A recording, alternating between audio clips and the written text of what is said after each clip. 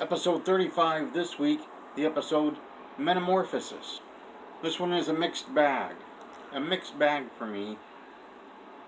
It was perfectly fine as far as acting went, perfectly fine for general idea of a story. But the characters are not the greatest. And it seemed like they rushed through the script probably because they had the X1 cat's paw thrown into the mix at the last minute. Well, this one didn't get the care and the review from the writers that most of them would. But basically, Captain Kirk, Dr. McCoy, Mr. Spock, and the assistant commissioner of the Federation are in a shuttlecraft headed back to the Enterprise from a conference on a planet. The assistant commissioner picked up a disease. There was a 1 in a billion chance that anyone would get the disease, and she got it. She was very angry, complained vehemently, was astounded they hadn't inoculated her on this 1 in a billion chance that she would get it.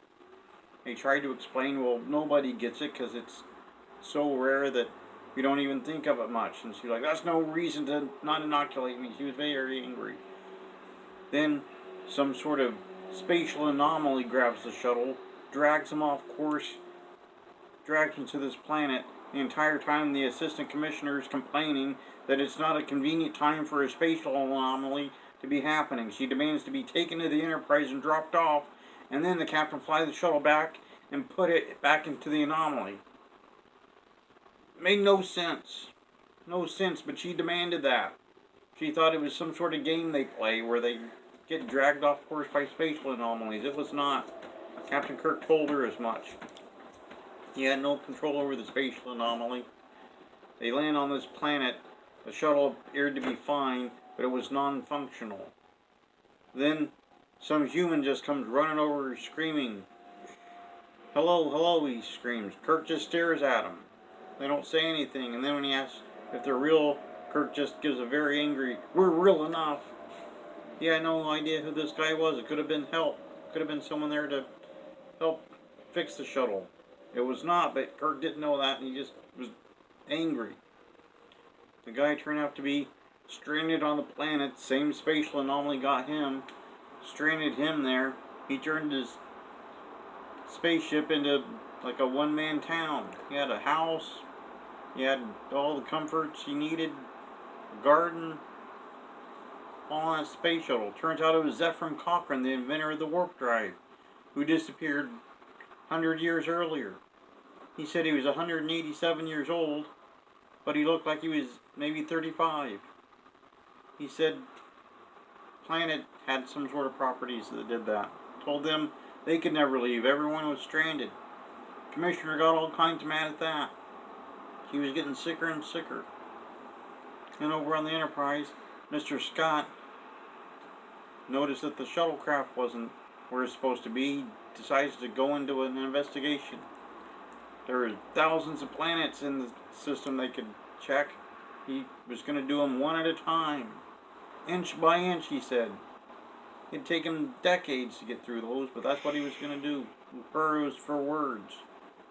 Poor her just didn't know what to think of that. But then, back on the planet, they deduced that this energy field, which was the native population to the planet, thought of Zefram Cochrane as a pet, and then they were like, no, it's in love with him. Made no sense why they came to that conclusion, but they did. Just by looking at this, like, colored light of energy. And the thing went after Spock, electrocuted Spock. He tried to short the thing out with some sort of device. That just made it angry. Spock said it's foolproof, and then it failed. It started choking Spock and Kirk while McCoy just kept screaming, you're choking them, they'll die, over and over and over. Finally I let them go, and then they got Zefram Cochrane to communicate with the thing. They tried to explain the commissioner was sick, they needed medical help. It didn't care. Said that Cochrane was lonely, needed some company. Cochrane's like, oops, I guess I did say that. Eventually the assistant commissioner dies, and the ball of energy takes over her body, like we saw a few times, like on the motion picture, almost exactly like that. And so the assistant commissioner's body and the energy thing stay on the planet with Zephyr Cochrane. They don't go anywhere, but Kirk and Spock and McCoy get on the shuttle and go because it fixed their ship apparently. He just said, "Your ship's fine now, get out of here." And it worked. It was kind of odd in spots. Kind of odd indeed. The assistant commissioner, for someone who was supposed to be sympathetic because she had a really severe disease and was dying through most of the episode, you rooted to have her just go. You're just like, well, get it over with.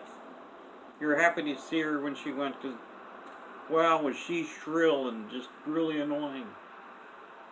Some interesting notes in this one. It was the first time we saw Zephyr Cochrane.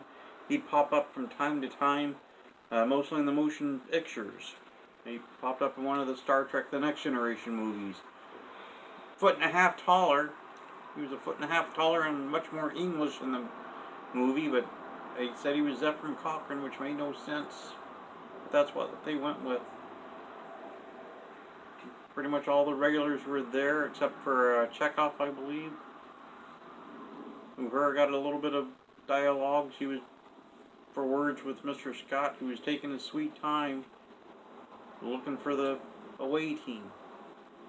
We also never found out what happened on that planet that was having the conference. She was supposed to help in that war.